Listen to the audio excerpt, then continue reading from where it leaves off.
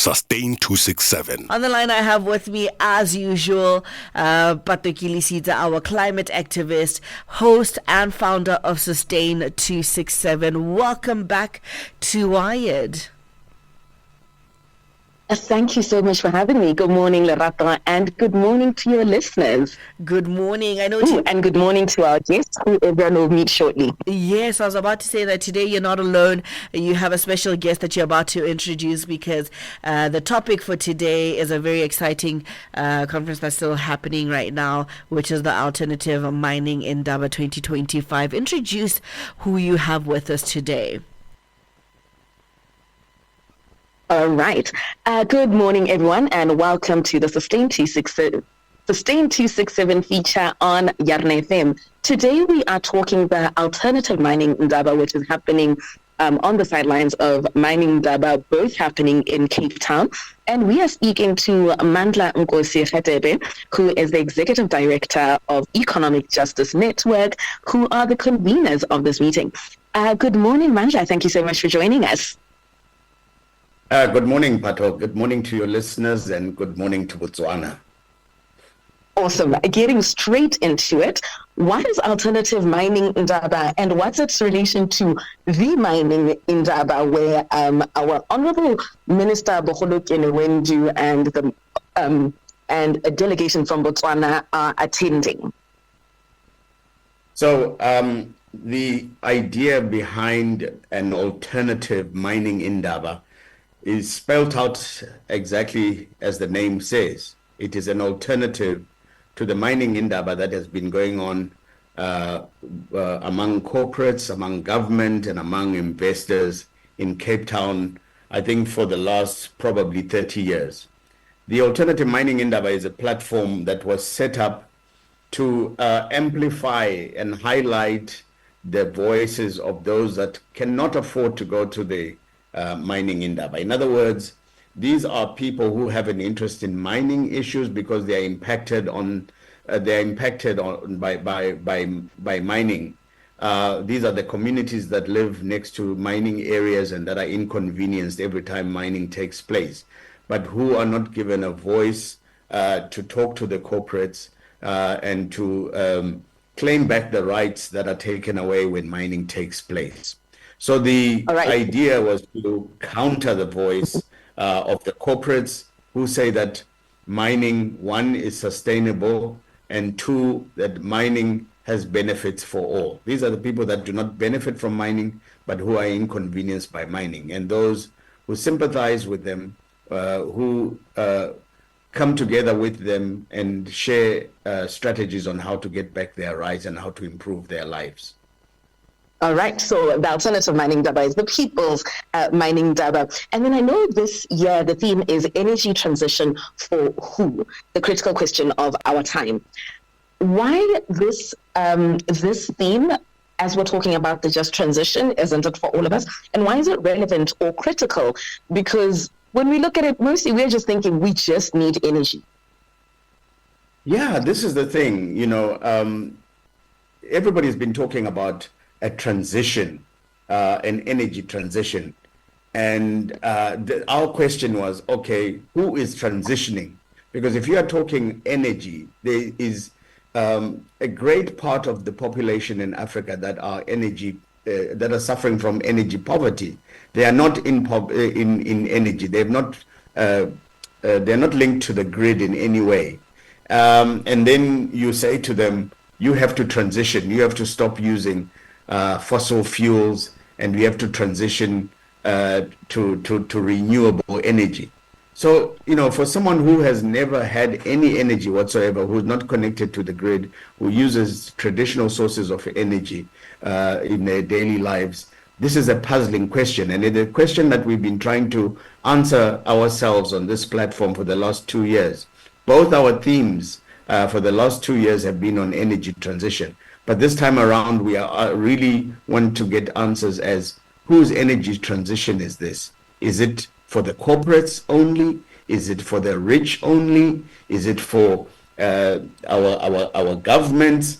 Or is there any way that poor and marginalized people can also participate in this transition? So it's a question that we hope the discussions we started 2 days ago. We are on our third day of discussions today, and tomorrow we will be marching to the mining Indaba, the corporate one, where we are going to present a petition. And in our petition, we will be asking that question again. Whose energy transition is this that you are trying to convince us to accept? Because we have no answer. We don't know what's going to happen to those people that have not been connected to the grid, who have not experienced energy in any form whatsoever. All right. Thank you for that. But okay, you say tomorrow there will be the march with the petition, but there's always a lot of talk around conferences. It's just speaking, and then what? What ideally would be a win at the end of the conference? How are you hoping to move the needle? And how can people take part? How can young Botswana who are listening right now on Yarn FM, or just Botswana who are in a country that's very dependent on mining, take part virtually for those not in Cape Town? What would be a win indeed? I mean, yes, you're very right. Conferences do tend to produce a lot of empty promises and so forth, but we are hoping to move the needle, as you said, by producing action. Our first action will be to march to the corporate conference and present them with a petition. And our petition is not just empty words put together by people who have been sitting around and dreaming. These are realistic questions that we are going to put to them, and realistic recommendations that we are going to put to them. And these are recommendations that are coming from no less than 16 countries on the continent where we hold national processes as well. This platform extends beyond just this meeting in Cape Town. So we encourage, especially those who are in Botswana, that at sometime during this year, the Botswana Council of Churches and other progressive movements will put together the Botswana Alternative Mining Indaba, which is a smaller version of what is going on in Cape Town, but which is a country-specific platform where you now come face to face with the mining companies that are present in Botswana. We were in Hanzi 2 years ago, where a new copper mine had opened, and we had brought together the communities of Hanzi with the mining companies and other stakeholders. And the idea was to start a dialogue on how mining and communities can live side by side, so that the vulnerable within the communities can also be taken care of, especially the environment and especially the fragile ecosystems that exist before mining takes place. So we encourage people to get on our Facebook page and to follow the conference. Unfortunately, this is the second last day, but as I say, we do have 60 national processes that go on in other countries, and we hope Botswana will take part in the national process.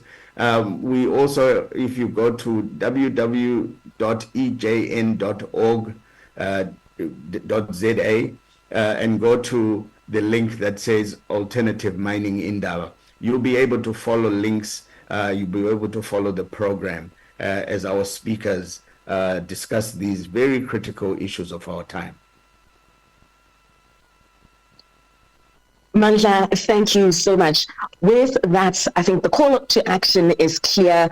The question is energy transition for who? Botswana, we need to show up so that when they ask for who, we are part of the people who are included in the people who will benefit from the energy transition.